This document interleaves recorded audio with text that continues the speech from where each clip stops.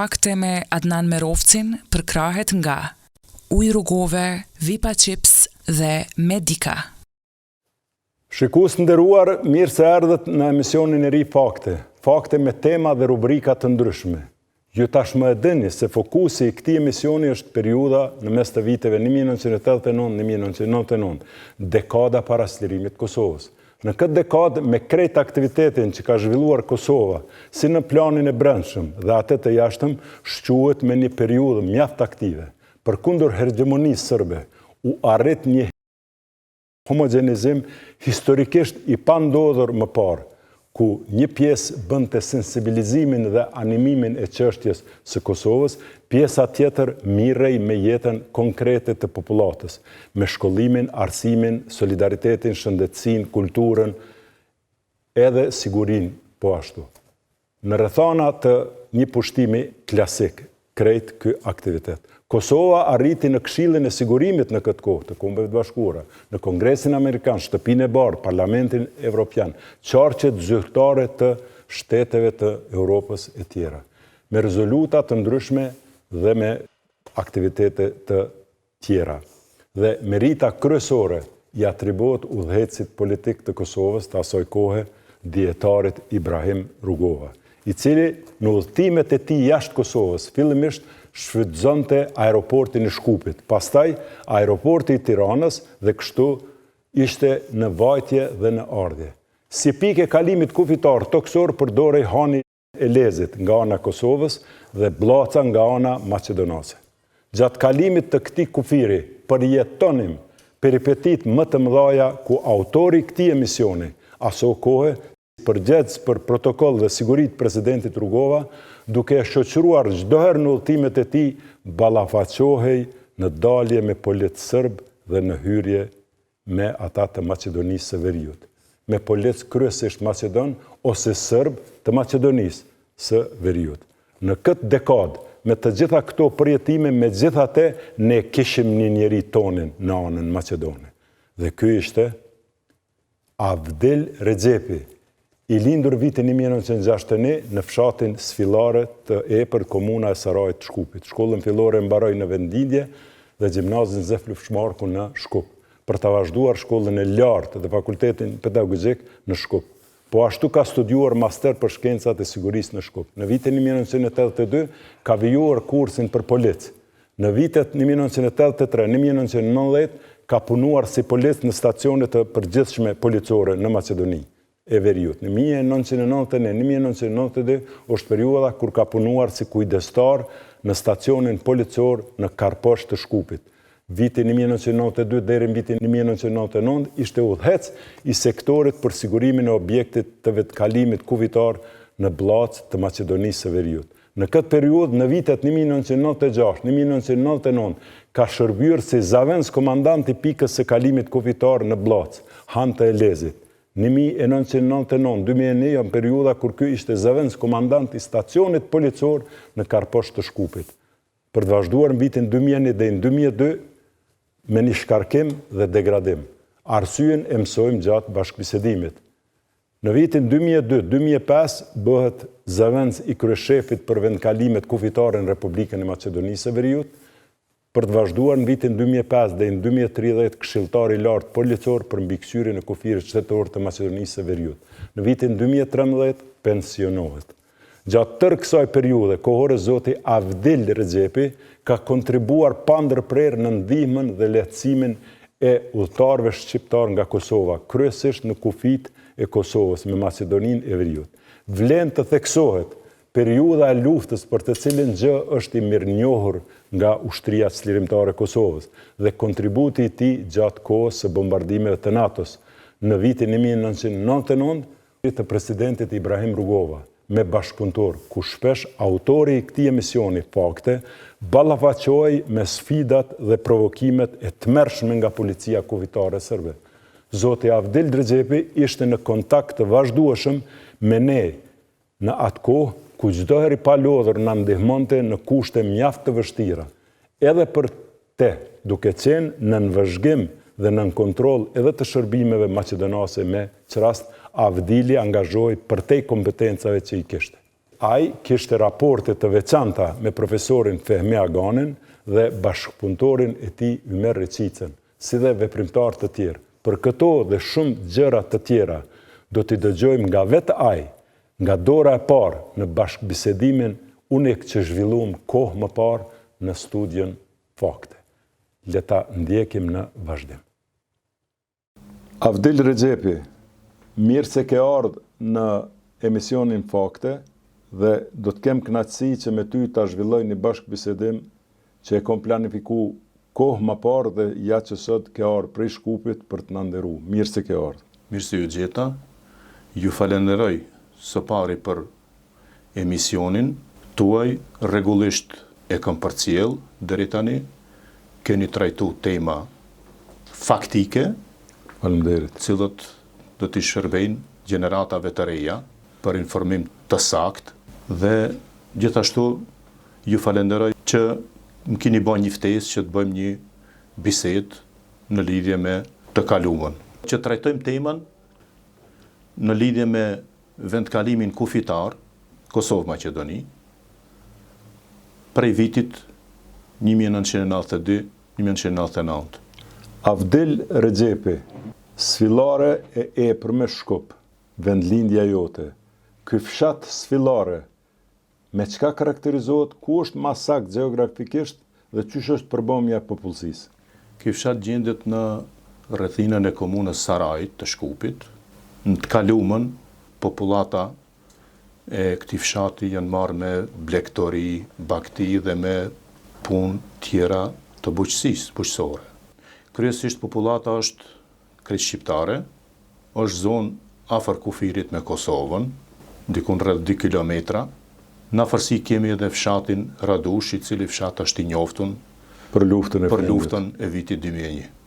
Avdil, ne njihemi që nga viti 1992, që i bjen që mbi 3 dekada, ma shumë se qerek shekulli, njihemi bashkë.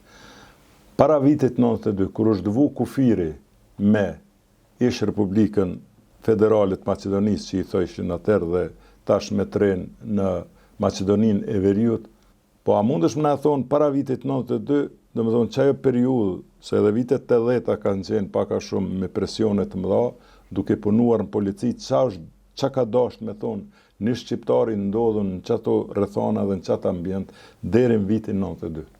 Po shiv që nga vitet 80, faktikisht nga vitin 1981 me demonstratat e para që u zhvillu në Kosovë, çështja e shqiptarëve në Maqedoni filloi të trajtohet më ndryshe faktikisht, edhe regjimi i atëhershëm në gjithë Jugosllavinë, po sikur në gjithë republika tjera, edhe te ne në Maqedoni sistemi i atëhershëm për një delikt verbal, njerëzit merreshin në pyetje, gjykoheshin, dënoheshin, kështu që ka qenë shumë rënd të punosh me një institucion, siç është Ministria e Punëve të Brendshme, si shqiptar, për arsye se numri i shqiptarëve deri në vitin 2002 ka qenë dikun te 2% në nivel shtetit, ose në numër dikun 165 punësuar nga gjitha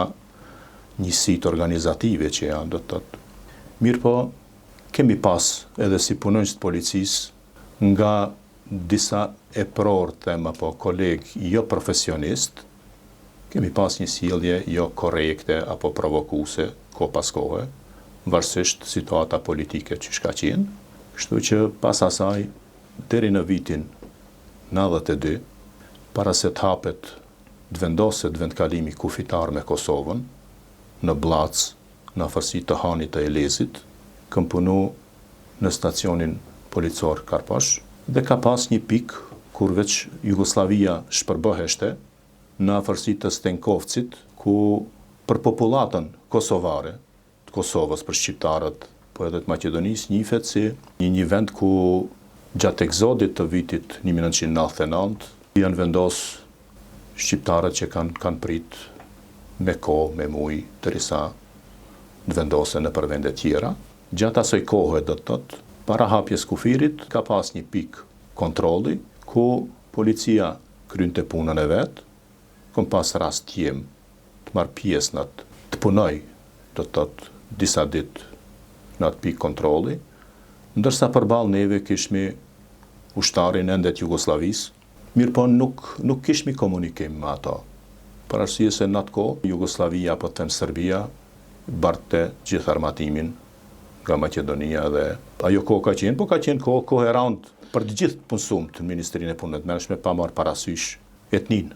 Po flasim për kohën e shthurjes të Jugosllavisë, ku republikat veriore si Slovenia dhe Kroacia shpallën pavarësinë dhe me krejt ato që ndodhi, lufta pastaj në Bosnë dhe në dezintegrim total i krejt që ati organizimit.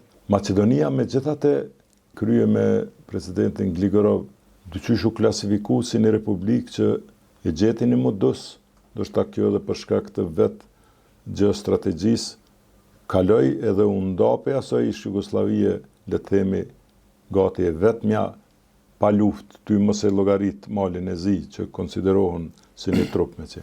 Qysh spjegohet kjo sipas teje? Në atë kohë, Maqedonia, do të thotë në krye me kryetarin Gligorov, luajti një rol të rëndësishëm për mbrojtjen e popullatës Maqedonisë, edhe e përfundoi atë ndarje pa luftë. Ju përmendët luftën e Bosnjës, do të thotë në vitin 1995, kur lufta në Bosnjë pa dalë prej çdo kontrolli, ato të cilët jetojshin atje, posaçërisht pjesa e cilët i takojshin komunitetit, konfesionit islam, ishin të detyruar ta braktisin Bosnjën dhe për me shpëtu jetrat e veta dhe të familjeve. Në atë kohë, Maqedonia është ballafaqur me një krizë humanitare, ka qenë shumë rand, për arsye se deri atëherë Maqedonia nuk kishte një eksperiencë me një shtet fqinj, që në kohën pas luftës dytë botnore, këndej po flas apo, nuk ka pas rast që të ketë refugjat nga shtetet fqinja apo nga shtetet tjera që të vinë të kërkojnë strehim në Republikën e Maqedonisë. Mendoj se më së randi e kanë pas të punësumt që kanë qenë në vendkalimin kufitar Blac, ku ballafaqimi me ato njerëz ka qenë i pari ballafaqim ka qenë me policin që ka kry kontrollin kufitar. Në kretat ndonjëherë apo shumë herë kanë bizotruar edhe emocionet, them ajo njerëzore mas pari, po kemi qenë në mes, them është dashur çdo herë ta kesh parasysh ligjin dhe aktet nënligjore dhe të mbrojsh institucionin, mbrojsh shtetin tanë, mirë po kur shifshe pa drejtësi dhe kur shifshe ato turmat njerëzve të cilët vishin të gjithë ishin të zymt, të gjithë ishin të brengost, a më në fund, ne duhesht të t'i thojmë dikujt se ju nuk mund të hyni në Maqedoni, familja jote po, ndërsa ju duhet ktheni. Punohet për meshkujt të moshës prej 18 vjet deri në 60 vjet. Avdel, po flasim për periudha qysh e tam dezintegrimit të Jugosllavisë dhe vitit 89, 90, 91. Do me thonë një periudhë kur shqiptarëve dhe Kosovës ju abrogu kushtetuta me dhunë, me tankse, gjithandej, do me thonë, brutalitet policor, ushtarak, gjendjet jashtëzakonshme, me ushtrinë jugoslave, vrasje, plagosje, helmim i nxansve, segregacion, shqiptarët e Kosovës humbën të gjitha të drejtat edhe natyrore. Megjithatë u vetë organizuan edhe në një mënyrë u shpall një farë plebishiti, le të themi nacional në kuptimin e popullatës në Kosovë.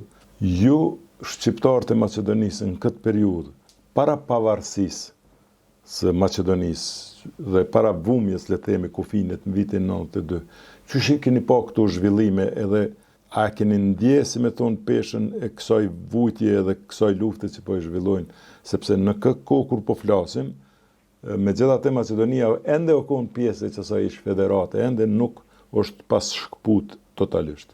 Është fakt ajo se të gjithat do të thotë shqiptarët e Maqedonisë e kanë ndje si problem të vetin, si kur të ishin ato në Kosovë, për arsye se në atë kohë reflektoheshte edhe ajo që ndodhke në Kosovë dhe në Republikën e Maqedonisë atëherë. Pushteti i atëhershëm merrte masa represive. Kemi pas kohën kur ndaloheshte emrimi i fëmijëve me emra për shembull Flamur, Skender, Enver, Lirim, Liridon, me pretekst se nëse dikush donte që fëmia i tij të ketë emrin Flamur, refuzoheshte me pretekstin se asocion në flamurin shqiptar. Lirim, në atë se ju po kërkoni liri.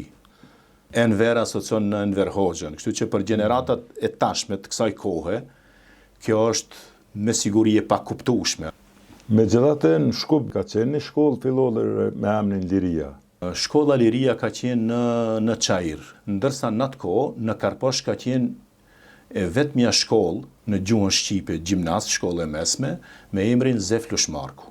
Abdyl, ati kthehem pak periudhës të vurjes kufinit. Macedonia shpalli pavarësinë, u njoft dhe u vu kufiri në Blace. Tani, ti nga viti 92 ke qenë zavendës i përgjegjësit kryesor, si me thonë zavendës komandant në këtë pikë, dhe ke bajt një barë shumë të madhe, sepse tani ky vend këtu, në raport me Kosovën, ku dominoi për shqiptarëve dhe shqiptarët ishin në një pushtim total, qyshe keni menaxhu dhe çka ka dashur me thonë të punojnë një shqiptar aty me ndjenja kombëtare shumë të shqetësuara për krejt popullin edhe në Kosovë, po edhe në Macedoni, qyshe ke përjetuar ti dhe çka mundesh më na thonë për atë periudhë të vitit 1992? Ka qenë një kohë, them shumë e rëndë, situata politike, situata e sigurisë, në rajon mund të them, apo në ato vite ka qenë e brisht, posaçërisht në Kosovë ishin apo të gjitha institucionet të marrta në përkam, si them, apo nuk funksiononte asnjë institucion, edhe gjitha e situatë ka qenë e rëndë të punosh në një vendkalim kufitar i posahapur prej fillimit, pa një eksperiencë të më përparshme, ju e potencuat, po do të thotë në fillim kam qenë udhëheqës sektori, 92-96, 96-99 kam qenë zavendës i komandant. Ka qenë rëndë të menaxhosh, ka pas zbrastina ligjore, që është dashur të bësh konsultime me epror të njësive organizative tjera, për mi zgjidh problemet në pikën e kalimit. Në atë kohë, të thotë Kosovë nuk funksiononte asgjë, as ekonomia, as arsim, as artas, të gjitha ishin, apo dihet policia veç ishte e eliminuar faktikisht e dorzuar armatimin krejt edhe mbet në dorë të serbëve çdo gjë. Në dorë të Serbisë, e vetmja rrugdalje, e vetmja port për ekzistim, tham, për biznese dhe për gjitha nevoja tjera ishte Maqedonia. 2 vendkalime kufitare kanë qenë me Kosovën, njënin në Shkup këtu në Blac, faktikisht në afërsi të Hanit të Elezit, tjetri ka qenë në Jazhinc, fshat përballë Globoqicës në territorin e Tetovës. Të gjitha ato njerëz, do të gjithë kategoritë që kanë qenë ndonjëherë, apo kur them kategoritë, nuk du t'i ndaj njerëz në kategori, për në bazë të veprimtarive, në bazë të profesioneve që kanë ushtruar, apo deri atëherë, prej atëherë ishin të gjithë pa punë. Edhe për hallet e veta, për nevojat e veta, për ekzistencën familjare, duheshte çdo herë ta frekuentojnë, të kalojnë, të vinë në Maqedoni, edhe në atë kohë, sipas bindjeve të mia, për arsye se kam përjetuat kohë, mas pari si njeri, po ana tjetër ajo kombëtarja prap vinë në shprehje, mirë po gjithmonë kam pas obligim që të mos i iki asaj profesionale, edhe është dashur ku është dhënë mundësia, kur kam qenë prezent, po edhe kur s'kam qenë, është dashur gjanat të cilët nuk kanë qenë të ndaluar diçka me ligj, i kemi menaxhu në formë pak, kemi qenë pak më tolerant. Kështu që më kujtohet ajo kohë kur edhe doktori, edhe profesori, edhe artisti, edhe punëtori, edhe çdo kush e patën humbat, si them, dinjitetin e vetë që kishin. Edhe kur kalonte aty, kalonte me kokë ulur, kalonte i strukun vete, mos rastisht dikush po i thot nuk je të drejt, ty ishtë Maqedoni, kanë pas probleme nga më të ndryshmet, me dokumentacionin atëherë, letër njoftime apo pasaporta, kush ka pas, kush nuk ka pas, edhe në shumë të në rasteve, problemet në u paraqitshin kur nga një shtet tjetër deportoheshin një shtetas të Kosovës pa dokumentacion, kolegët që kanë qenë do të thotë pala serbe në atë kohë aty, ndonjëherë edhe ato tolerojshin, po ndonjëherë nuk i pranojshin. Edhe ishte problem ta zgjedhësh atë se s'kishte formë tjetër, ndonjëherë ndoshta kemi bën ndonjë shkelje të vogël të normave ligjore. Është dashur me menaxhuar, të mendojmë pak se koha ka qenë asisoj, mirë po duhet ta them ta përmendja edhe një herë se gjithmonë është dashur me qenë i kujdesshëm që mos e shkelish ligjin edhe të punosh në suaza të në bazë të ligjeve dhe akteve tjera në ligjore.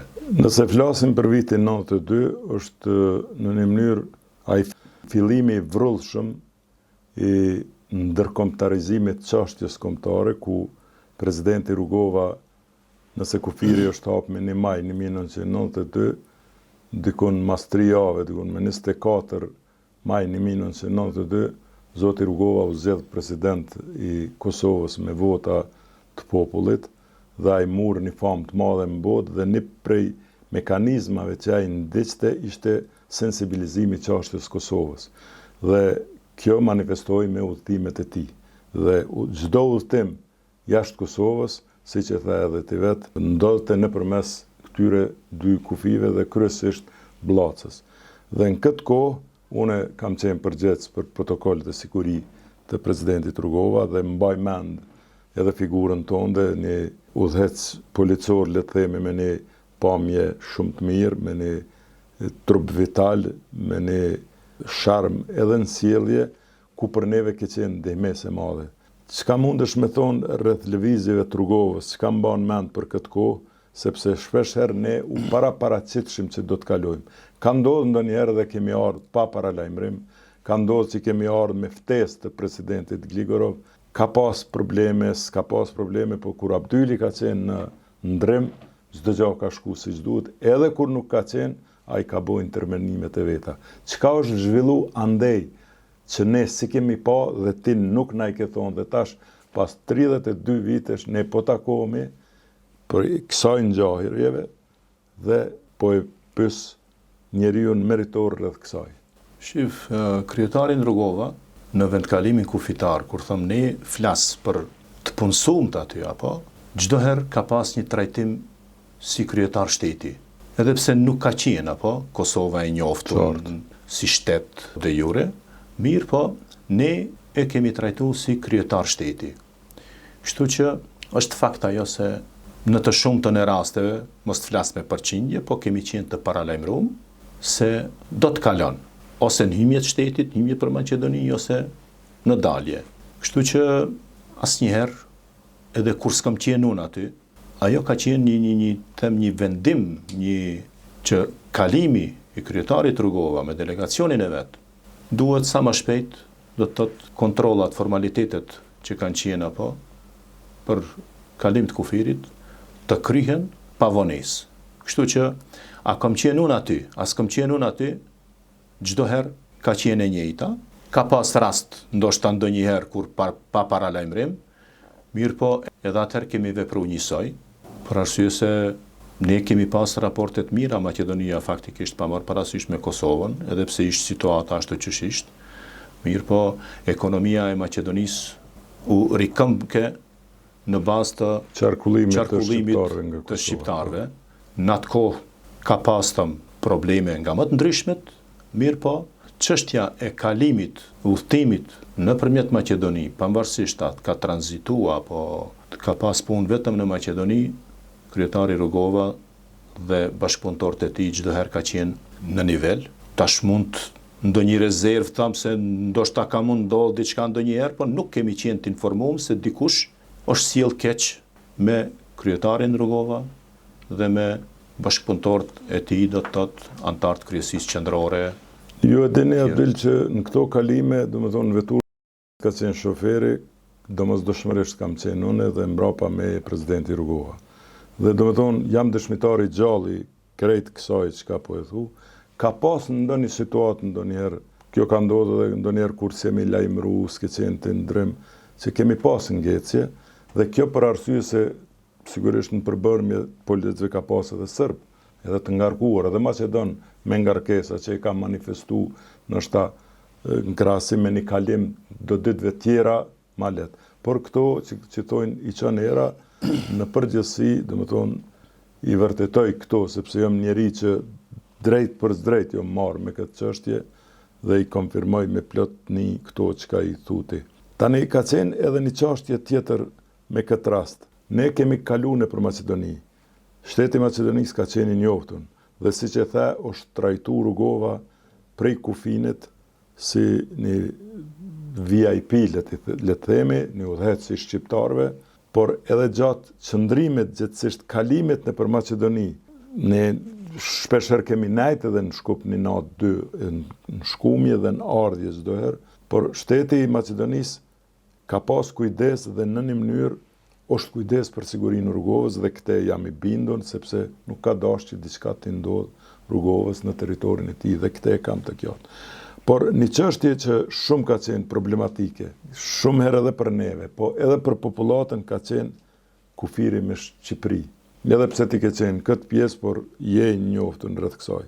Dhe ka qenë ky fenomeni i vuleve, do të thonë, vendosja e vulës në kufi, në pasaport, ka dashur me thonë një delikt ose një kundërvajtje kur je kthy sepse për të shkuar në Shqipëri është dalë me marr vizë dalë se në Macedoni. Dhe këtu kemi pas kogja probleme, sidomos bashkëpunëtorët. Rugova nuk e ka pas me ekip, por bashkëpunëtorët që kanë qarkullu. Çka mund të na thush nga këtë distancë kohore tani për këtë aspekt? Shpesh herë nuk na kanë vu vule. Kur po them nuk na kanë vu, po mendoj për njerëz tjerë. Por ka pas edhe raste kur i kanë vu vulet, edhe qëllimisht e ka bëu dikush, ose ndaj Macedoni ngarkum, ose ndaj Serb, dhe kemi pas telashe. A je i njoftën për këtë çështje?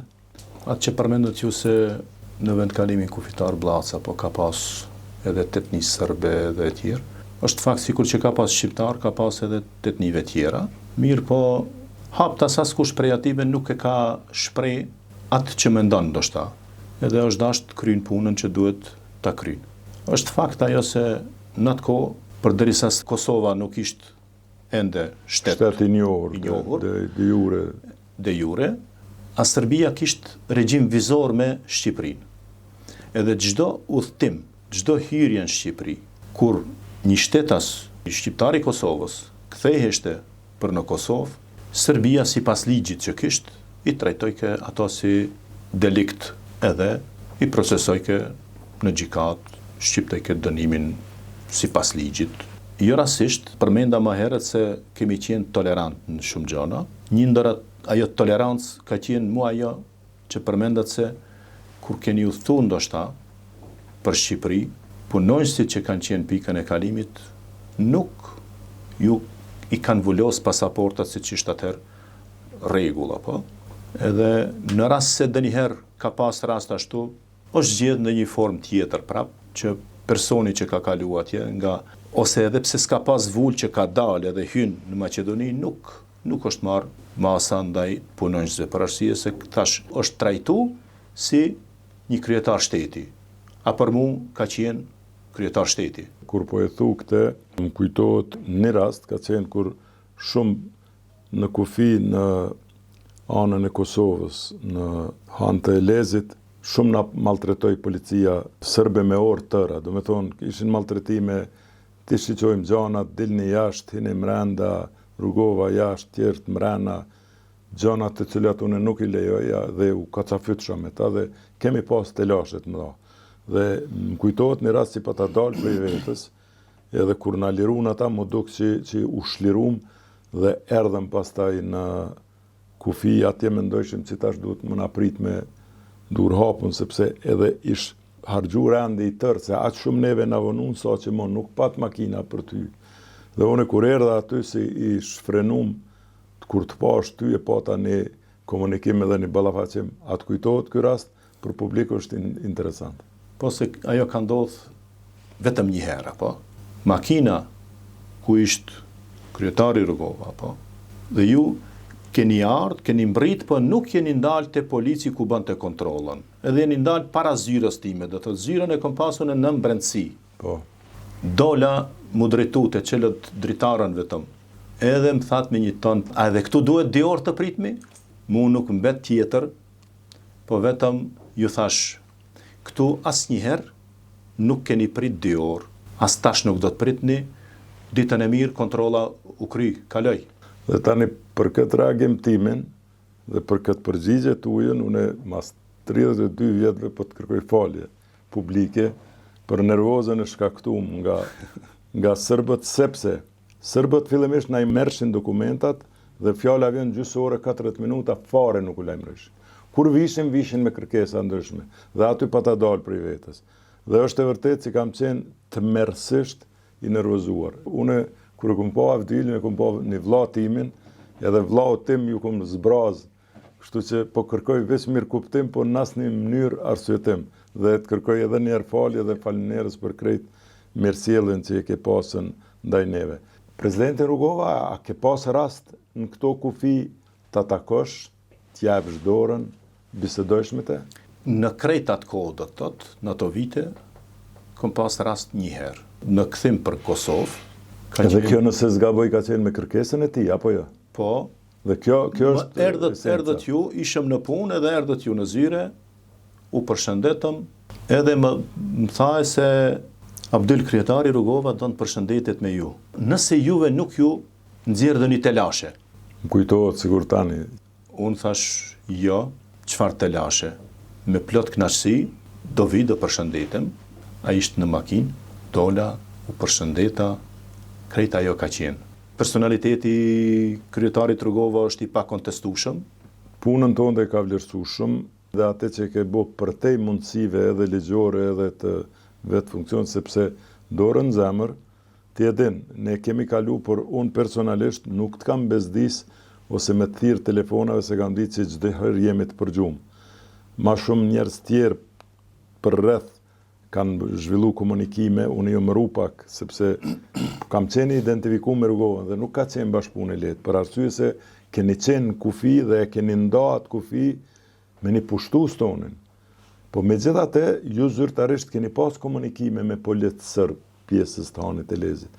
Atë kujtohet se duke qenë edhe përgjes për vitit 96, Zavens komandant i pikës aty kufitare, për çka takohen policë dhe çka shkëmbejnë me zveti si informacion? Tash besoj që mund të thuhet. Jo, mund të flas në atë aspekt, pavarësisht ajo apo situatës politike që ka qenë, në atë pikë kalimi kemi pas një bashkëpunim profesional me udhëheqësit e pikës kalimit, të pala sërbe, kemi bisedu me ato për problemet ditore, për arsye se është dashur edhe ato edhe ne të bëjmë një zgjidhje. Edhe gjatë bisedave, çdo herë kemi pas e lam anësh pjesën e politikës apo ne jemi profesionist, hallet tona ministrat nuk na zgjedhin, ne duhet të zgjedhmi këtu. Kemi bisedu për korrektësi, flas natë që është bisedu, tjetër është veprimi apo tash nuk mund të garantoj unë se si është sjell dikush në anën tjetër apo po edhe te pala Maqedones mund garantoj si është sjell dikush se ka raste në atë kohë nuk kanë guxuar edhe ti denoncojnë apo edhe kanë mbet ato ashtu deri kur NATO-ja ka hyrë në Kosovë, ne kemi pas një bashkëpunim po vetëm profesional. Edhe pse e kanë ditë që unë jam shqiptar apo se identitetin tim nuk e kam mshef asnjëherë, ka pas një rast një herë kur ja kam parashtruar një pyetje komandantit të pikës që ka qenë aty, po ka qenë prezent një i punësuar i sigurimit në atë kohë shtetëror apo. Edhe ai u ngrit se kishte qenë në zyre të ai dhe doli. Komandanti më thotë, ki kujdes të Abdel ta se këto nuk mendojnë shumë Adel. Po për opinionin tash mos të mbetet kjo si enigma po, thjesht ishin demonstratat e fundit në Prishtinë që ndodhen, edhe normal kishmi informacione se do të fillon popullata tash të lëvize apo. Edhe unë i them kisht në Prishtinë 10 demonstrata. Ai më shikoi një herë edhe nuk tha asgjë Adel. Thash, a thumos do përsëriten prapë Adel. Edhe atëherë ai kur u ngrit, ai kur doli, ai më tha, ki kujdes ta se nuk ju duhet shumë se ka qenë si shtet si ka qenë, edhe kanë mund do të thotë lirisht si përzimje në punë të brendshme të shtetit, apo të trajtojnë si një të marrin masa zyrtare. Ne po flasim kryesisht lëvizjet e rrugovës prej Kosovës në për Maqedoni dhe ndalje. Por krejt këto lëvizje kanë qenë edhe prej Maqedonie, le të themin Hantil. Kur kemi ardhur ne prej Kosove, ju e keni kuptu para serbëve se po vim sepse ne kemi bon njoftime. Por kur jemi kthye, ju e keni serbët se kanë ditë. Por kur jemi kthy, po ashtu ju e keni ditë. Serbët se kanë ditë në kufi prej neve. A ka pas raste kur ju keni komuniku dhe a keni praktiku ndonjëherë fjala vjen serbë më ju tregu që do të kaloj rrugova pas pas? Jo, ajo se s'ka qenë pjesë e bashkëpunimit profesional ajo. Jo tash praktikat. Jo. Edhe pse ka pas raste apo kur jeni kthy për Kosovë për shembull, personalisht për veti po flas, ka pas raste kur kam qenë informuar apo në format ndryshme. Po. Edhe i keni marrë masat që i kam paralajmëruar kolegët nëse s'kam qenë punë. Bilem një herë ashtu ka ndodhur, ndoshta ju kujtohet, me makinë zyrtare të policisë. Po, deri aty. Për cilja prej fundit të kolonës ku ishte atje 3 kilometre 5. Po. Do të thotë kemi bën një trajtim, një përjashtim. Mirë ka qenë maksimumi se ato pritje kanë qenë me orë tona dhe të pres rrugova tani aty definitivisht e keni çështje e sigurisë. A del edhe një pyetje rreth Maqedonisë. Ju e dini se Rrugova dhe Gligorovi kanë pas komunikime dhe kanë pas takime. Ne kemi pas edhe një, le të themi nga zyra e Gligorovit një person që ka qenë Aleksa Donevski, një njeri që kryesisht janë zhvillu komunikimet e protokollit dhe unë e kam thirrë Aleksën vazhdimisht rreth takimeve. Gligorovi e ka respektu Rrugovën shumë. Me një rast kam qenë prezent kur i thot Rrugovës i kam propozu Miloševićit që takohet me ty, se nëse takohet me ty do të mësoj shumë gjana. Gligorovi tha 6 muaj nuk më ka fol Miloševići dhe ka qenë me hatërmbetje, domethënë rreth këtij sugjerimit tim. A është ndi dhe a është pa që megjithatë këto dy vende dhe këto dy personalitete po kanë komunikim dhe kjo ka ndikuar edhe në punën e juaj në përgjithësi në kufi? Raportet apo në mes të kryetarit Rrugova dhe të kryetarit Gligorov nuk kemi pas njohuri. Flas për nivelin e të punësuesve në vendkalimin kufitar. Megjithatë takimet ju mbajnë dhe informacion keni pas. Takimet janë mbajt takimet, mirë po çdo herë tham kemi pas informatat ka çdo herë kemi marrë, do të thotë kanë ardhur nga instancat më të larta, nga Ministria e Punëve të Brendshme apo se do kalon kryetari. Edhe nuk ka pas nevojë dikush të potencon se duhet të keni një sjellje zyrtare apo me vetë ato është kuptuar gjithçka. Mu nuk ma kanë zënë për të madhe ndonjëherë apo, edhe pse kom vendos ndonjëherë jem sjell ashtu siç jem sjell, po që se ndodhte diçka në brendësi të shtetit, nuk do ishte mirë. As për Kosovën, as për Maqedoninë ajo. Abdel deshta më të pyet rreth numrit të policëve shqiptarë në këtë periudhë. Le të themi deri në vitin 2000, deri pas marrëveshjes, deri mas luftës në Maqedoni dhe marrëveshjes të Ohrit të Kutadiun. Si ka qenë se spekulohet rreth këtij numri? Sa ka qenë pjesëmarrja ose shkurt shqip, a ka një përqindje ose një numër të policëve shqiptarë në Republikën e Maqedonisë Veriut në atë kohë? Nëse pyetja juaj është për të punësumt në nivel të shtetit, kemi pas një informat, po ajo për mu mbetet them jo zyrtare, deri në vitin 2002, ka pas një numër rreth 165 të punësum, nivel të shtetit, në gjitha njësitë organizative. 150 veç? 165 vetë të madhë, do të i ka ardhur diku te 2% të numrit përgjithshëm të punësumve nivel shtetit. Ndërsa në vendkalimin kufitar Blac, asnjëherë s'kemi qenë mbi 4. Edhe me pas dasht më shumë s'ka pas. Do të thotë, ajo i bie që në 4-5 ndrrime që kanë qenë punë, nuk ke pas 4 kanë qenë rregullisht që kanë apo, nuk ka pas, e ke pas në 3 ndrrime ke pas shqiptar, në 1 ndrrim nuk ke pas kur shqiptar. Edhe tash ka qenë një kohë kur dikush është mundu për arsye se gjuha shqipe s'ka qenë zyrtare. Po. Edhe sipas ligjit, sipas kushtetutës, është dasht i punësumi të flet gjuhën zyrtare. Edhe pse në përvendkalimet kufitare lejohet gjuhë tjetër. Duhet punësumt në ato në për vendkalimet kufitare. Për shtatën udhëtarëve dhe duhet të dinë më tepër gjuhë që të mund të komunikojnë. Për arsye se nuk është në pyetje për shembull kufiri Kosovë Maqedoni vetëm shqiptarë dhe maqedon. Po mund të jenë edhe të huaj. Vinë prej shteteve tjera, kia amerikane, ku ta di çfarë nga gjithë bota, apo lëvizin. Një numër e tham me keqardhje, po s'du të keqkuptohem nga opinioni. Në shumë të në rasteve komunikimin e kanë pas në gjuhën maqedone, duke u friksuar se nëse fillon të komunikon shqip, se dikush do ta ndëshkon apo do ta largon. Unë për veti mu më kanë pranu qashtu që shkam qenë. Ti ke folë shqip me neve gjithë. Unë e kom te i kalu atë që dikush atëherë është sprovu, e kom pas atë problem ma herët, kur kom punu diku tjetër, më është thonë se për fat keq me këtë nuk du të tem se institucioni, po më është thonë nga një epror i cili për mu s'ka qenë profesionist as pak. Edhe më është thonë komunikimi nga zyra në stacionin policor, në gjuhën shqipe ti komunikon, është ndaluar se gjuhë zyrtare është gjuha maqedone. Po ajo ka mbetë edhe sot e cungu me gjuha shqipe, edhe pse partitë politike ende e keq përdorin në opinion gjuha shqipe dhe gjuhë zyrtare, nuk është gjuhë zyrtare.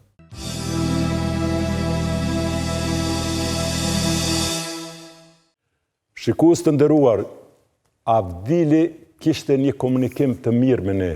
Ishte njeri fisnik dhe i edukuar, me mbushje patriotike, të pashoq. Në rrethana ku ai punoi dhe veproi, me të vërtet meriton lavdata dhe mirënjohje. Institucionet tona duhet ta kenë parasysh këtë njeri, i cili ndihmoi shumë shqiptar në rrethana të vështira. Edhe ai nuk e kishte lehtë, sepse çdo ishte në mbikëqyrje nga shërbimet maqedonase. Sado që relatat e Kosovës me Maqedoninë në atë kohë ishin krijuar ura komunikimi në sajet e takimave dhe raporteve të presidentit Ibrahim Rugova dhe atij Maqedonas Kiro Gligorov. Megjithatë, në mesin e zyrtarëve policor Maqedon kishte edhe serb që theksonin dhëmbët përkundër raporteve të mira të tyre. Unë Avdilin e kam mik dhe nuk i harroj kur të bëmat dhe të mirat që i bëri ai për Kosovën dhe për mua personalisht, sepse në atë kohë isha përgjec i lëvizjeve të udhëhecit politik të Kosovës, dietarin Ibrahim Rugova. Falënderit Avdil Rexhepi për krejt që ka ke bo për Kosovën dhe popullin shqiptar. Me kaq, po e përfundojnë edhe këtë emision fakte, shikues të nderuar, duke ju rikujtuar që emisionet i keni në KTV Koha Vizion çdo të shtunë në ora 21 dhe në platformën Arta, reprizat i keni të nesërmen dhe po ashtu në kanalin YouTube Fakte me Adnan Mirovci. Gjatë përcjelljes të këtij emisionit, mirë është anash me i pas do vipa chips, por ujin e Rugovës nuk bën me e harrue. Asesi. E pifshi pra për shnet. Miru pofshë.